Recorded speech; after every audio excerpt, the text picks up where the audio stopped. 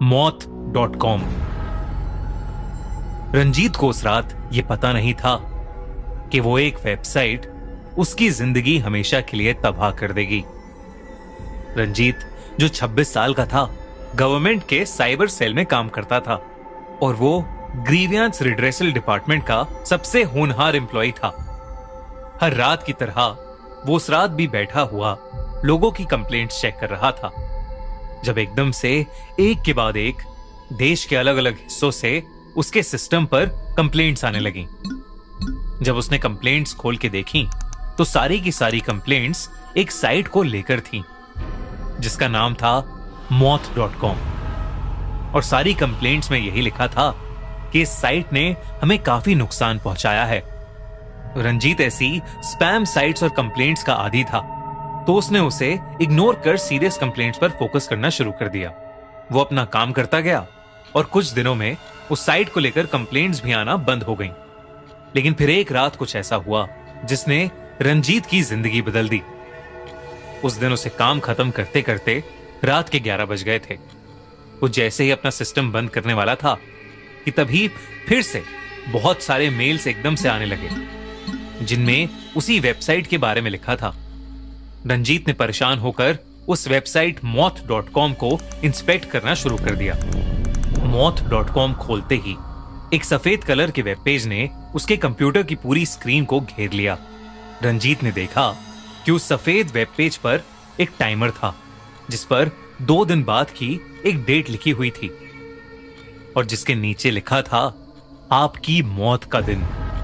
मतलब वो वेबसाइट रंजीत से कह रही थी कि उसकी मौत 2 दिन में हो जाएगी।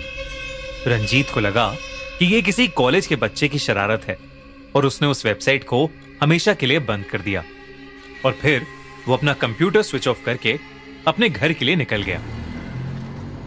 घर पहुंचते पहुंचते वो उस वेबसाइट के बारे में बिल्कुल भूल ही गया था। उस रात सोने से पहले रंजीत को भूख लगी तो वो सैंडविच बनाने के लिए किचन में चला गया। ब्रेड पर बटर लगाने के बाद वो टमाटर काट कर उसमें डालने लगा। वो चाकू से टमाटर काट ही रहा था कि तभी पता नहीं एकदम से उसे ऐसा लगा कि जैसे उसके हाथ पर उसका कंट्रोल ही नहीं है और उसने चाकू से टमाटर की जगह खुद की उंगली काट ली। दर्द के मारे रंजीत के हाथ से वो चाकू छूटकर नीचे गिर गया। उसने फटाफट अपनी उंगली पर पट्टी लगाई और पेन किलर खाकर सो गया। हालांकि हल्की फुल्की चाकू से चोट तो उसे पहले भी लगी थी, पर ऐसे अपने हाथ का कंट्रोल एकदम से खोना, ये उसके साथ पहली बार हो रहा था। अगली सुबह वो अपने फोन पर ढेर सारी पॉपअप नोटिफिकेशंस की आवाजों से उठा। उसने जब अपना फोन चेक किया तो उस पर बहुत सारे अनरेड मैसेजेस थे। उसने जैसे ही उन मैसेजेस को देखने के लिए अपना फोन अनलॉक किया तो उसकी मोबाइल स्क्रीन वाइट हो गई और उस पर लिखा था आपकी मौत में अब 1 दिन बाकी है। उसने ध्यान से देखा तो उसके मोबाइल ब्राउजर में moth.com खुली हुई थी। ये देखकर उसे बहुत अजीब लगा, क्योंकि आज तक उसने जो भी साइट रिमूव करी थी वो कभी ऐसे वापस नहीं आई थी। उसने उस वेबसाइट को अपने फोन पर बंद करने की कोशिश की, पर कुछ नहीं हुआ। उसका फोन तब तक हैंग ही रहा जब तक उसने फोन को रीस्टार्ट नहीं कर लिया। दोबारा मोबाइल खोलने पर सब नॉर्मल था और moth.com की वेबसाइट भी अब खुल नहीं रही थी, पर उसने फिर भी सोचा कि वो ऑफिस जाकर इसके बारे में अच्छे से जांच करेगा। उस दिन जब वो ऑफिस पहुंचा तो उसने देखा कि उसका पूरा सिस्टम करप्ट हो चुका था। वो अब और कंफ्यूज हो गया था और बस ये समझने की कोशिश कर रहा था कि जो कुछ भी उसके साथ अभी हो रहा है वो सब सच था कि नहीं। यही सोचता सोचता वो बाहर चाय की टपरी पर जाकर चाय पीने लगा। कुछ देर बाद उसके ऑफिस से उसे एक अर्जेंट कॉल आया और वो ऑफिस वापस जाने लगा। पर उसी बीच रास्ते में उसे याद आया कि वो अपना वॉलेट चाय की टपरी पर ही भूल गया था।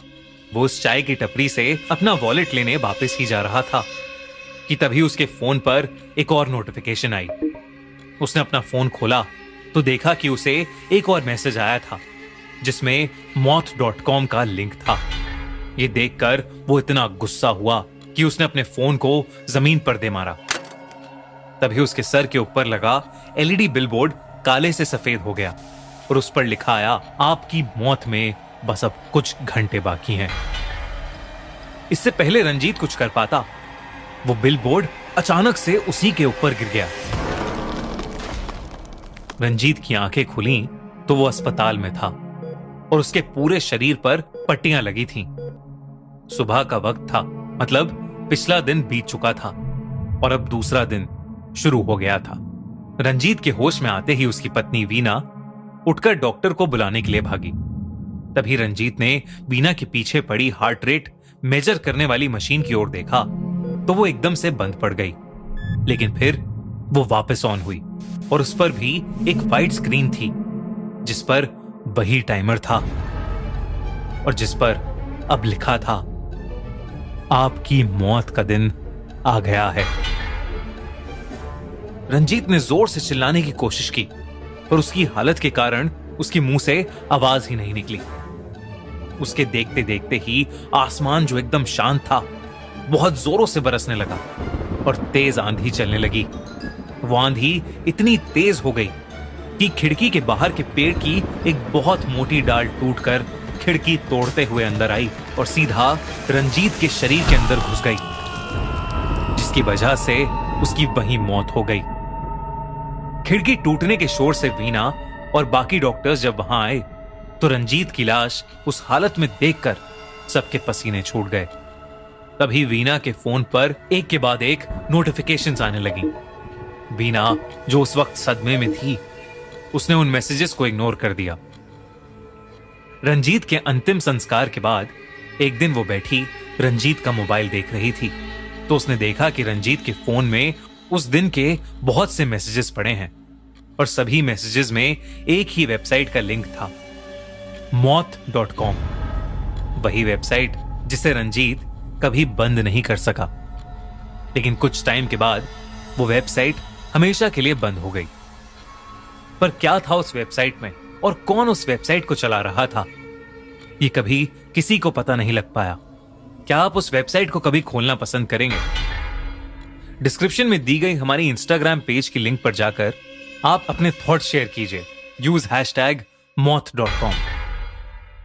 अगर आपको ये वीडियो अच्छी लगी तो हमारा चैनल खूनी मंडे सब्सक्राइब करना बिल्कुल मत भूलना।